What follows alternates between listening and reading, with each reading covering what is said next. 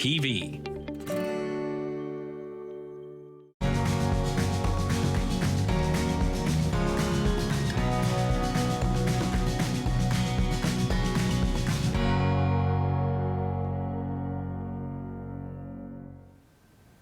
Welcome to Uxbridge Scugog Life. I'm your host, Jackie Hermans. We're going to have Mark Burney on the show, who is the Fire Chief and Director of Fire and Emergency Services.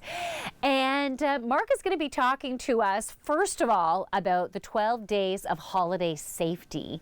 Then we're going to go into emergency preparedness. We never know what's going to happen during this winter weather, right? Are we going to lose power? Are we going to have a huge ice storm? We don't know.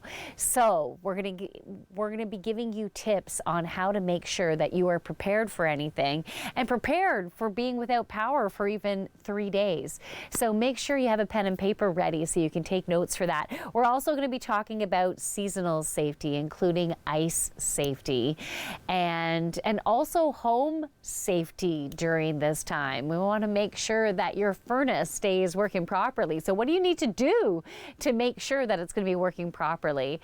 So make sure you keep on watching. And if you want to be on the show, you can send us an email, uxbridgescugog@rci.rogers.com. So we're going to get all into this in just a sec. So make sure you keep on watching. We're going to be right back.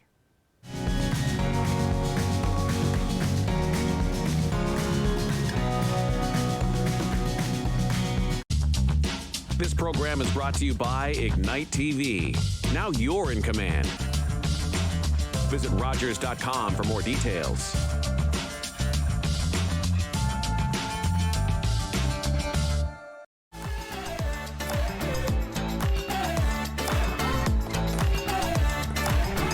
With clubs, leagues, and courts in every province and territory across Canada, squash is the sport for wall-to-wall fun, fitness, and friendship. From coast to coast to coast. Learn to play and you'll want to do it every day. Squash. Play inside the box.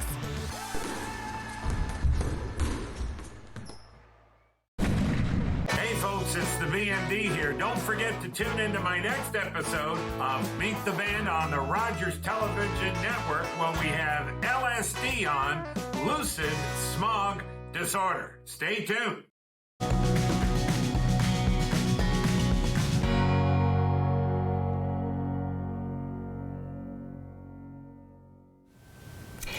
Welcome back to Uxbridge Scugog Life. So I have Mark Burney with me here, who is the Fire Chief and Director of Fire and Emergency Services. You notice me looking at my notes. I want to make sure.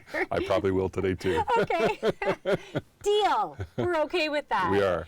So we're talking about fire safety, and we have 3 awesome jam-packed segments, and the first one we're going to be talking about the 12 days of holiday safety. Yes. 12 days of holiday. So tell me, what is that about? Well, it's a theme that we in the fire service like to promote to help you and residents across the province to be inherently fire safe over the Christmas season.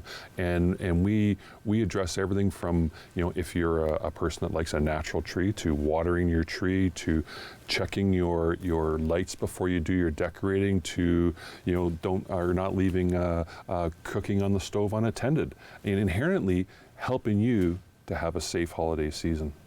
You know what? When you talk about leaving stuff on the stove, that can happen so easily. I have gone through pots, pans. I have wrecked that. I've wrecked cookware because I get distracted. I see something shiny, start working on something else, and forget what I have had on the stove. So I need to set alarms for myself. Okay, I need to check this again in 3 minutes. And even though it's only 3 minutes, I can easily get distracted in 3 minutes, easily. Right? Yes. So I'll set my alarms. Any other tips that you have in regards to that? The key behind the unattended stove top cooking is, what are you cooking? You know, if you're cooking, as an example, perhaps a small amount of potatoes in a large pot full of water, you may have some time to, do other things around the kitchen. But if you're inherently cooking with grease and stuff that can boil over and perhaps spill onto your burners and catch fire, those are things that you should not leave unattended. And be prepared that should they spill over, turn the heat down or put a lid on it really quickly so that it doesn't catch fire. Okay.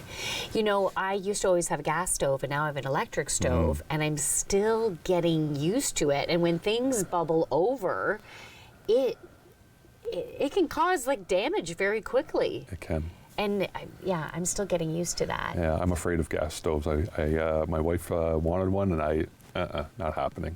Okay, and is that because of potential gas leaks? That and just the spilling over of grease, can immediately ignite. Okay. So I have an electric. Yes, I have an electric. Okay. Now, just the other day, I was getting my tree ready, and I wanted to get festive, right? And so I had this really nice aromatherapy tea light. It was a tea light in this aromatherapy unit where the water was up here and some drops of essential oil, and then the flame just starts naturally heating it up, and it's about 2 inches from the flame. And I had that on a table at my front door. And the base of it, I don't know why they make it wood. The base is wood. Yeah. And so I just had it at my front door. I'm 5 stairs down in the living room doing stuff because I'm going to have, some people coming over. I want it to smell nice. Sure. And then my dog was like, ruff. And every once in a while, he's like, ruff. And it wasn't the regular, like someone's at the door, holy crap, bark, bark. It wasn't like that. I'm like, what's going on, Chewy? And I went, and he was beside the table where the candle was, and the candle flame was like... And it was hitting the bottom of the base. It was blackened, and the base caught on fire. Yes. The wood was all on Yes. fire. If he didn't tell me that would have got the coats that were hanging. I had a newspaper over here. That could have been some serious damage. Candles are beautiful, and to your point, they can give off a beautiful aroma.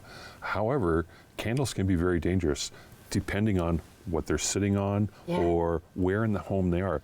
Unfortunately, I've experienced fires on Christmas Eve where a beautiful candle is giving off a beautiful aroma in their home. The people have left the home, but the candle is by the window, and the breeze coming in the window, and before you know it, the shears are on fire, and Christmas Eve is ruined for a family. When it comes to candles, if candles are your choice, put them in something that is inherently fire resistant. Like a glass jar. Right? Yeah, much bigger than the candle and itself. not with the candle being up at the top, right? Exactly. It needs to be encased within it. Exactly. That is a good, safe use of a candle. And then obviously, extinguish your candle when you're done. Don't let it burn down, burn out. Extinguish it when it's time to go to bed or you're leaving the house, stuff like that. Right. It seems so silly now because I had that candle experience, but I felt safe because I bought it. Because they should be selling safe things. Yes. But not everything is safe that's on the market. No. Things not can at catch all. on fire. Not at all. Yeah. Okay, so what were we going to say? The other thing I'd like to speak to is electrical safety. Okay. We talked briefly about checking your lights before you do your decorating, what have you. Do you remember the octopus in the wall, where we use a whole bunch of extension cords to plug so many different little things in? Well, seasonally, in this time of the year, we want to plug more things in to that one socket or that one outlet. And the use of extension cords, if there's so much draw on them that they heat up and what have you, it can be very, very dangerous. So, our residents, our citizens have to be very conscious of what they're plugging in and how much they're plugging into that circuit. Extension cord safety is as important as candle safety. So power bars, do you recommend power bars to plug everything in? Power bars are fantastic. Okay, so we're going to talk more. We'll wrap that up before we go into the next topic, which is emergency preparedness, making sure we are safe for anything that could happen. So we'll be back with more on Uxbridge Scugog Life. Stay tuned.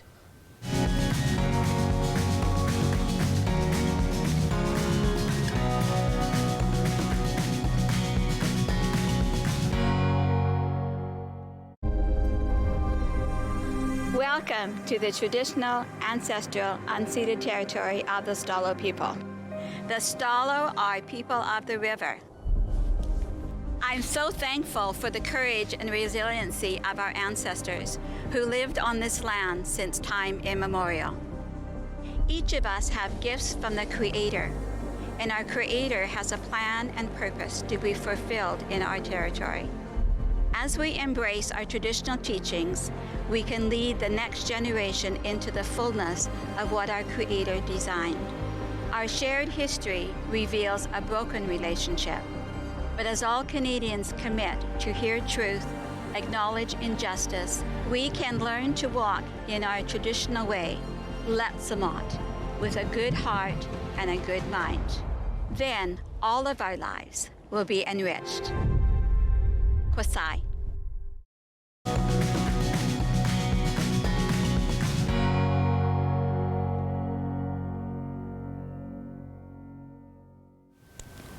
Welcome back to Uxbridge Scugog Life. So I have Mark Burney with me, who is the Fire Chief and Director of Fire and Emergency Services. I should have that down by now. But so we're talking about emergency preparedness now. You know, back in May, we experienced a tornado right in Uxbridge. I know in other outskirts, they give it a different name. It had a different intensity. Yes. But this, now that we're getting into the colder weather, we're going to get high winds, blizzards, maybe ice storms. We need to be prepared. We do. So what are some things that we can do? And considering that some people might have gas, some people might just have electricity. Yep. So what can we do to ensure that we can survive over at least 3 days? That's a great question. That's a great question. Regardless of the season, each of us should have a 72-hour emergency kit. Okay. And that 72-hour emergency kit, what I'm trying to say is, you know, what do you need to sustain yourself, you know, given nothing else is available to you? No electricity, no grocery stores, because those things are going to be imperative to your survival. Right. And you know, given the cold season is near us, that emergency kit could include blankets. Okay. You know, along with extra medication, drinking or potable water, food that you can eat without, you know, heating on the stove or in the microwave or cooking at the barbecue because perhaps you ran out of gas. So the 72-hour emergency kit for you at home, along with an emergency kit in your vehicle, is very, very important regardless of the season. Okay. So can you give me some examples of, it might sound silly, but even just the food that you can keep in this kit? Because we have expiration dates, right? Yeah. And we'd have to keep switching stuff over. So do you have recommendations of something that you can throw in there? It might even be there for like a year. Your favorite non-perishable food. Peanut butter. There you go. Peanut butter and crackers. Almond butter, Yes. crackers. Yes. Okay. Canned food that So you know, beans you could eat. and stuff like that, you can eat those cold. 100%. Maybe those brown beans, Yes, right? 100%. Okay. Yeah, anything that's going to give you the energy and the nutrients that you need for that period of time that you're without perhaps hydro or whatever the case may be. Okay. And then for your car, Yes. definitely a blanket. Definitely a blanket. Right, a first aid toque, kit, gloves. maybe some granola bars or Yes. something like that Yes, in there. 100%. Because Okay. you know, as we seen last winter, I believe it was in February when we had that significant snowfall. A lot of people became trapped on highways. They weren't involved in collisions, but they were trapped on the highways because of you know, the falling of snow or collisions in front of them, and they were there for hours. Wow. You know, what if you were there for hours and only had an eighth of a tank of fuel in your car? You know, you need to Right. shut the car down, bundle up, stay warm, stay healthy with some nutrients, whether it be granola bars or water and what have you. And, Yeah, so maybe you know, some bottles of water in there. exactly. Sustain yourself in your vehicle. Okay. very okay. important.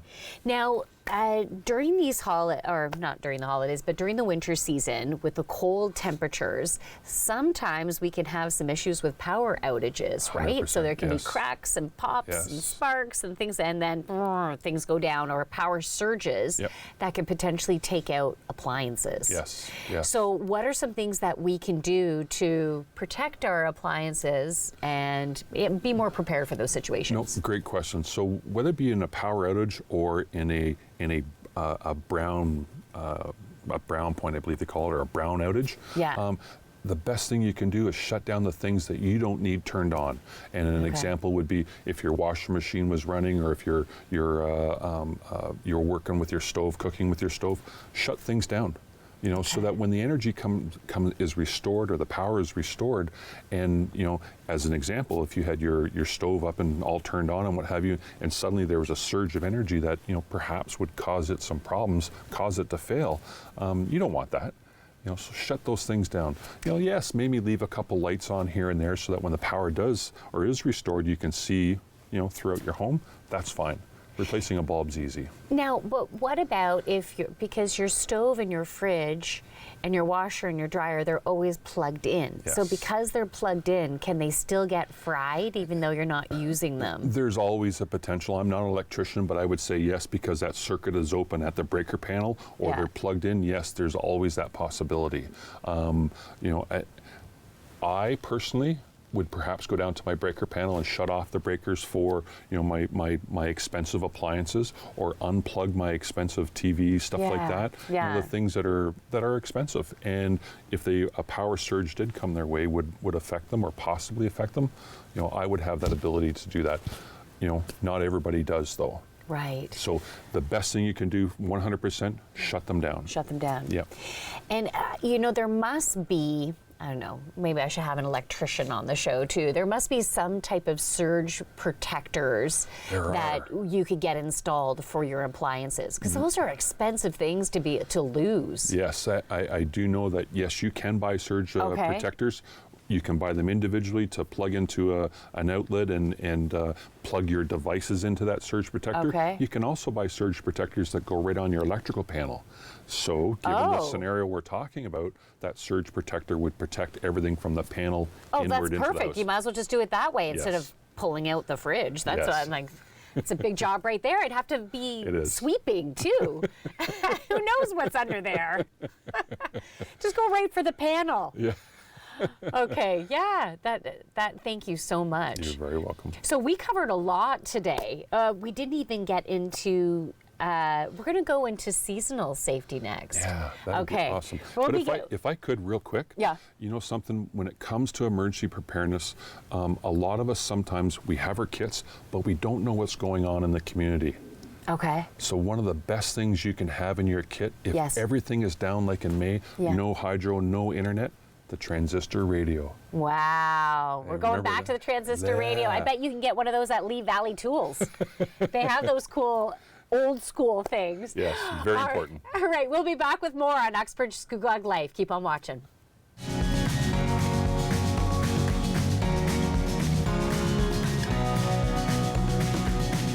After a night out with your friends, not having a plan for a safe ride home can leave you in a bad spot. You could end up riding in a police car, an ambulance, or a hearse.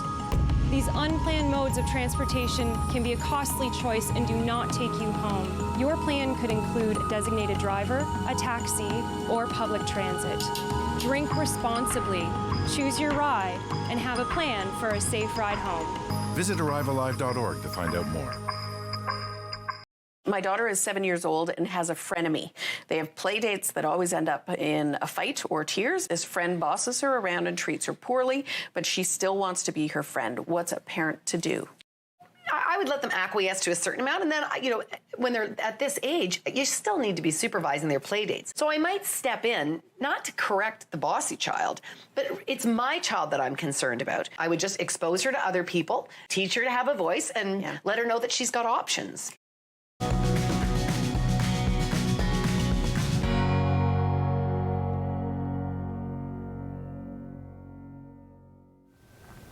Welcome back to Uxbridge Scugog Life. So I have Mark Burney on the show with me, who is the Fire Chief and Director of Fire and Emergency Services. So welcome back, Burney. Thank you.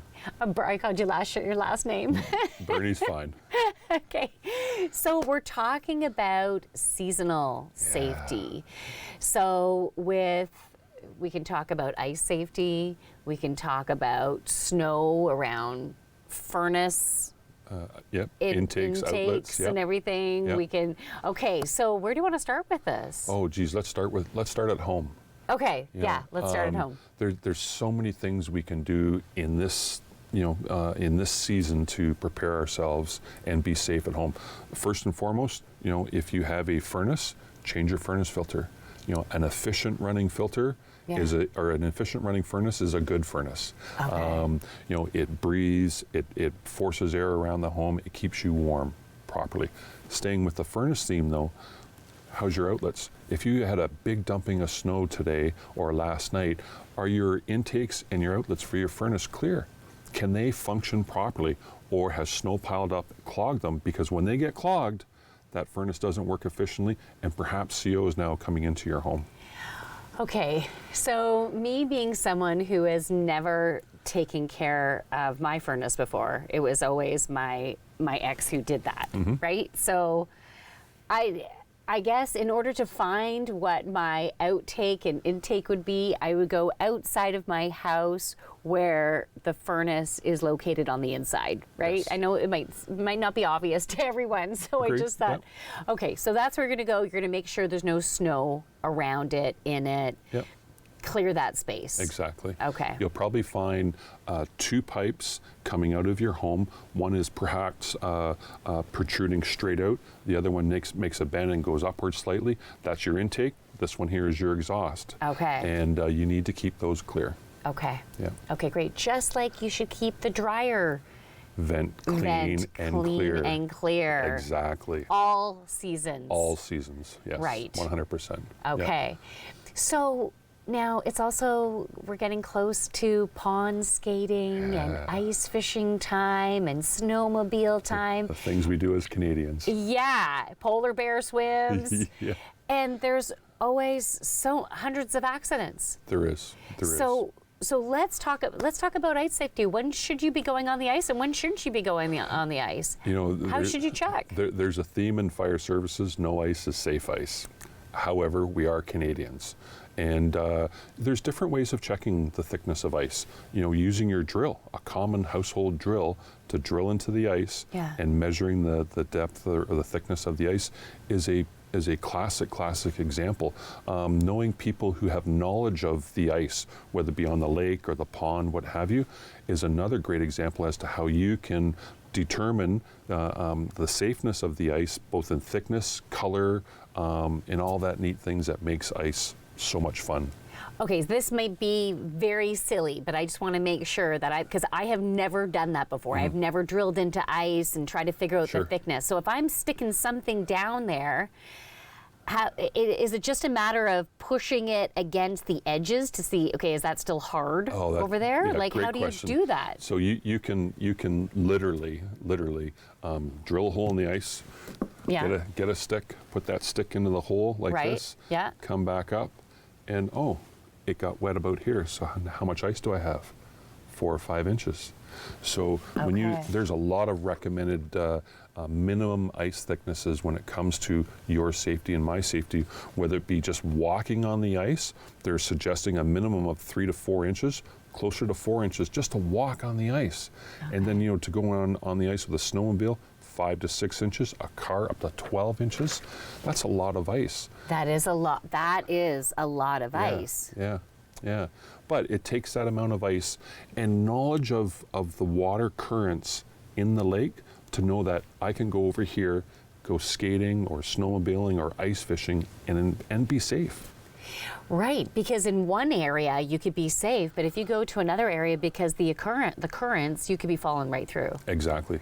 Yep. Exactly. Wow. And Lake Scugog has so many characteristics like that. Yeah. That yes, it could be very, very safe in the Port Perry area, but up on the north side of the island, where the currents are very prominent or coming off of the river, the lake the ice conditions change dramatically. So is there a website that someone who wants to snowmobile or ice fish that they can go to that would have a mapping of like danger spots, like not necessarily with, I know you can't keep track of the depth all the time, but just watch out for this area because this will be thinner than here? I have not personally heard of one, but that's where, knowing people with inherent knowledge of the lake and perhaps use the lake in the winter for ice fishing and what have you is very, very important. Or, calling your local municipality, calling the Township of Scugog or the City of Kawartha Lakes, who also have, a shoreline along Lake Scugog, to ask them if they have any condition status of the lake is very, very important and a good move to sustaining your safety on the ice. Okay, that's beautiful. Thank you. You're very welcome. So we want everyone to be safe during this winter season. We do, all the time. Get knowledgeable. Don't just go out and knowledge is powerful, and knowledge is key to your safety. Yeah. Okay, good. Well, thank you so much. We covered a lot today on the show. Yes, it's fantastic. Yeah, we're keeping everyone safe. High five. Thank you. Thank you. All right, so we'll have you back on the show another time. There's always so many great topics that we can cover. There is. Thank you so much for watching. We'll be back with more on Uxbridge Scugog Life.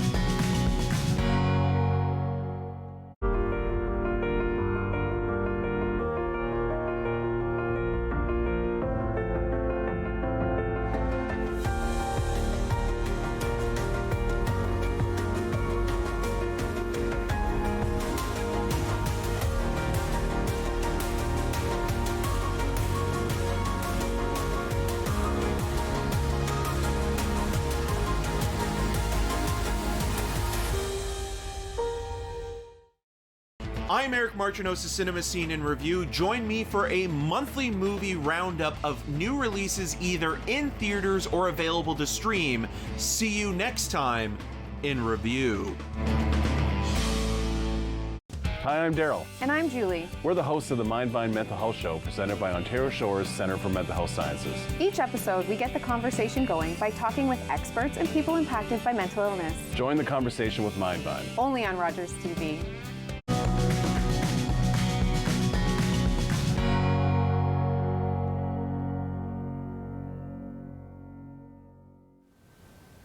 Welcome back to Uxbridge Scugog Life. So that is a wrap of a show that's going to help to keep you and your loved ones and your home safe over the holidays and beyond the holidays, right through to the new year.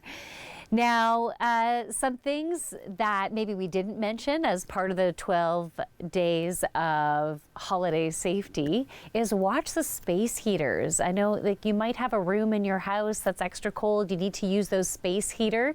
Space heaters need space. So make sure you have lots of space there. Also, if there's smokers in your family, try to encourage them to smoke outside. Keep that fire outside and always put things out. We mentioned about putting out those candles, putting out that fire that you might have going on in your fireplace. Put everything out before you're going to bed. So thank you so much for watching. We'll be back with more next week on Uxbridge Scugog Life.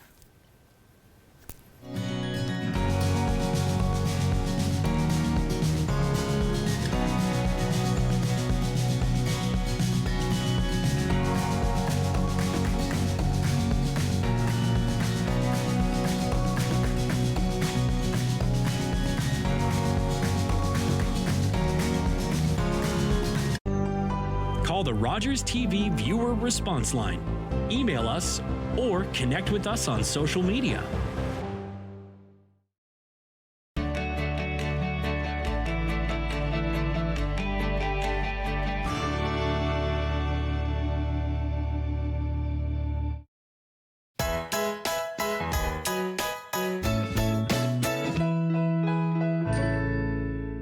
Ever wonder what stood right behind me 150 years ago? in Pickering at the northwest side of Brock and Highway 7 stood the Brome Central Hotel. Today, this historic commercial enterprise is housed here at the Pickering Museum Village. Originally a home, this two-story building became a temperance hotel in 1850. We've prepared your usual private room. Okay, thank you. I'm sure I'll sleep soundly tonight.